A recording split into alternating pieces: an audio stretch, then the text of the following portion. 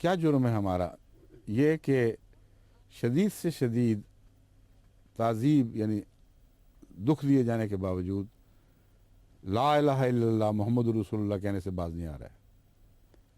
ایک ایسا ملک بھی ہے دنیا میں جہاں کلمہ شہادت کو جرم قرار دے دیا گیا ہے، اور جرم بھی ایسا جو بعض لوگوں کے نزدیک اس لائق ہے کہ ایسے شخص کو قتل کر دیا جائے اور سولی پر چڑھا دیا جائے، کہ اس زمانے میں یہ خدا کا نام لیتا ہے اور خدا کو واحد مانتا ہے اور محمد رسول اللہ کی تصدیق کر رہا ہے۔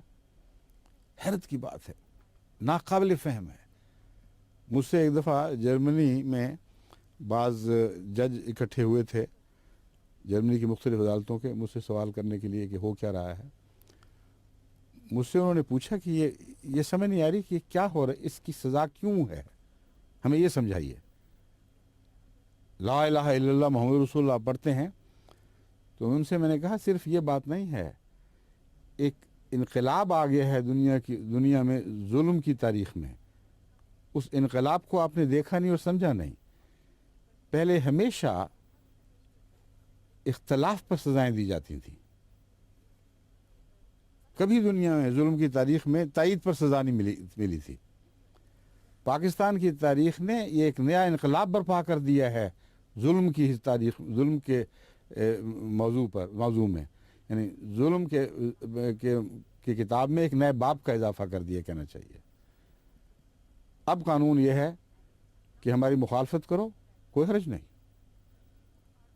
جن چیزوں کو ہم سچا سمجھتے ہیں انہیں جھوٹا کہو، ہم تمہیں سینے سے لگا لیں گے۔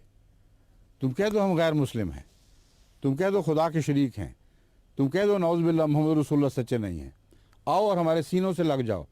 یہ علماء نے اعلان کیا ہے، مان جاؤ یہ باتیں، تم ہمارے بھائی ہو، کوئی تعرض نہیں کریں گے۔ مگر اللہ کو ایک مانو ناقابل برداشت ہے یہ بات، ہمارے سینوں پہ آرے چل جاتے ہیں۔ محمد رسول اللہ کی تصدیق ہم کیسے برداشت کر سکتے ہیں؟ اور عذر کیا تلاش کیا ہے؟ ایسا ناپاک، ایسا کمینہ، ایسا گندا کہ بیان کرتے ہوئے شرم آتی ہے۔ اس لیے ہم کہتے ہیں کہ تمہارے منہ پر یہ باتیں زیب نہیں دیتی اور ہمیں بری لگتی ہیں، کہ ایسی بات ہے جیسے کسی فراغت خانے پر جہاں انسان حاجت روائی کے لیے اپنی حاجت پوری کرنے کے لیے جاتا ہے، اس پر پاک نام لکھ دیے جائیں۔ تم غلیظ لوگ ہو، تمہارے منہ پر اللہ کا نام نہیں آنا چاہیے کیونکہ یہ ہتک ہے۔ ایسی ناپاک بات ہے، ایسی بے وقوفوں والی اور جہالت والی بات ہے، اور لوگ سمجھ نہیں رہے۔ حضرت محمد رسول اللہ صلی اللہ علیہ وآلہ وسلم تو کسی سے بھی اللہ کا نام سنتے تھے تو پیار کی نظر سے دیکھا کرتے تھے، کیونکہ اللہ کے عاشق تھے۔ دلوں کا حال تو خدا جانتا ہے دلوں میں کیا ہے، مگر کوئی انسان ایسا نہیں ہے جسے کوئی دنیا کا شریف النفس انسان اللہ کا نام لینے سے روکے، یہ کہہ کر کہ تم گندے ہو، تم کیا ہو۔ تم کبھی اپنا باطن دیکھا ہے؟ کبھی اپنی گردن میں جھانک کے دیکھا ہے؟ کیسے کیسے بد خیالات تمہارے دلوں میں پیدا ہوتے ہیں، کیسی کیسی مکروہ باتوں میں ملوث ہوتے ہو۔ سارا ملک جرائم سے بھر گیا ہے اور تمہیں کوئی ہوش نہیں،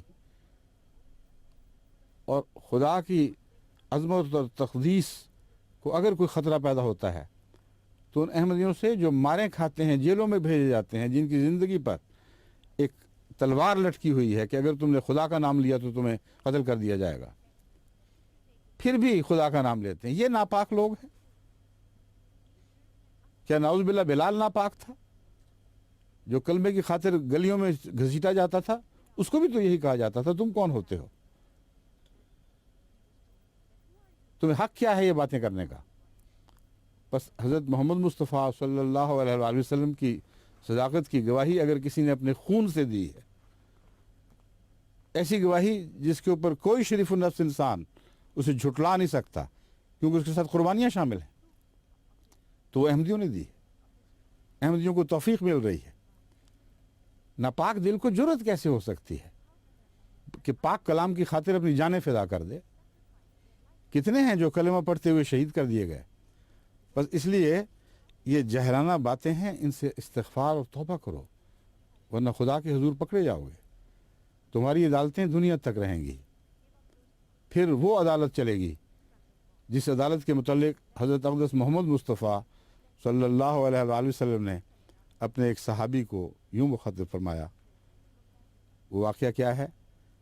حضرت رسول اکرم صلی اللہ علیہ وآلہ وسلم کی خدمت میں ایک صحابی نے عرض کیا کہ یا رسول اللہ، ایک دشمن، ایک کافر جو بڑا جری اور طاقتور دشمن تھا، لمبے مقابلے کے بعد میں نے اسے زیر کر لیا، اور جب میں نے اسے زمین پر لٹا کر اس کی گردن پر تلوار رکھ دی تو اپنی جان بچانے کی خاطر اس پلید اور ناپاک نے یہ کہا لا الہ الا اللہ، اللہ کے سوا اور کوئی معبود نہیں۔ میں جانتا تھا کہ یہ چلاکی کر رہا ہے، اپنی جان بچانے کے لیے کر رہا ہے، میں نے پھر بھی وہ تلوار چلا دی۔ وہ کہتے ہیں میں نے ساری زندگی میں حضرت محمد رسول اللہ صلی اللہ علیہ وسلم کو اتنا غصے میں نہیں دیکھا جتنا یہ بات سن کر غصے میں آئے۔ بار بار کہنے فرمانے لگے حل لا شققت قلبہ، حل لا شققت قلبہ، او بد نصیب، تم نے کیا دل پھاڑ کر دیکھ لیا تھا؟ دل پھاڑ کر کیوں نہیں دیکھ لیا کہ سچ کہہ رہا تھا یا جھوٹ کہہ رہا تھا؟ تمہیں کیا پتا؟ جو محمد رسول اللہ کے صحابہ کو پتہ نہیں، وہ ان مولویوں کو پتہ ہے، ان عادلوں کو پتہ ہے جو آج کی عدالت پہ بیٹھے ہوئے ہیں۔ اور پھر فرمایا، اور کتنی خطرناک، کتنا بڑا اور خطرناک انذار ہے کہ قیامت کے دن جب اس کا لا الہ الا اللہ تمہارے خلاف گواہ بن کر کھڑا ہوگا تو تم اس کو کیا جواب دو گے؟ یہ ہے ہمارے آقا و مولا حضرت اقدس محمد مصطفیٰ صلی اللہ علیہ وآلہ وسلم۔ اور آج ایک ملک ایسا بھی ہے بد نصیب، سانگڑ 16 جنوری اخبار میں خبر شائع ہوئی ہے کہ مکرم رشید احمد خان صاحب اب سانگڑ کو، مکرم تو لکھنے والے نے ہماری طرف سے لکھا ہے، مقامی مجسٹریٹ نے مکان کی دیوار پر الیس اللہ بکافٍ عبدہ لکھنے پر 13 جنوری 94 کو 2 سال قید اور 5,000 روپے جرمانے کی سزا دی ہے۔ الیس اللہ بکافٍ عبدہ، کیا اللہ اپنے بندے کے لیے کافی نہیں؟ یہ جرم ہے۔ اور پاکستان میں دیواریں بے حیائی کی باتوں سے اور فلمی اداکاروں کی تصویروں سے کالی ہوئی پڑی، غلیظ گندے اشتہار، گندی گالیاں، ایک دوسرے پر کیچڑ اچھاڑنا۔ اب جدھر نظر کریں وہاں دیواروں پر یہ چیزیں لکھی نظر آتی ہیں، وہ سب منظور ہیں، ان سے دلوں کو راحت پہنچتی ہے۔ اگر تکلیف پہنچتی ہے تو اس اعلان پر کہ اللہ ایک ہے اور محمد رسول اللہ کے سوا اور کو اس کے بندے اور اس کے رسول ہیں، تو اس سے تکلیف پہنچتی ہے۔ اگر تکلیف پہنچتی ہے تو اس سے کہ یہ کیوں کہا گیا الیس اللہ بکافٍ عبدہ، کیا اللہ اپنے بندے کے لیے کافی نہیں؟ میں اعلان کرتا ہوں کہ خدا کی قسم اللہ اپنے بندے کے لیے کافی ہے۔ تم جو چاہو زور لگا لو، دن اور رات جتنی طاقتیں ہیں صرف کر دو، مگر وہ بندہ خدا کا جو سچا بندہ اس زمانے میں خدا کی طرف سے معمور ہوا ہے، اللہ اس کے لیے کافی ہے اور کافی رہے گا، اور تمہاری ساری کوششیں ناکام اور نامراد ہو جائیں گی۔ وہی جیتے گا جو محمد رسول اللہ کا سچا عاشق ہے، وہی جیتے گا جو خدا کی توحید کے نام پر ہر قسم کی قربانیاں پیش کر رہا ہے۔ اللہم صلی علی محمد و علی آل محمد مبارک وسلم انک حمید مجید۔ السلام علیکم ورحمۃ اللہ۔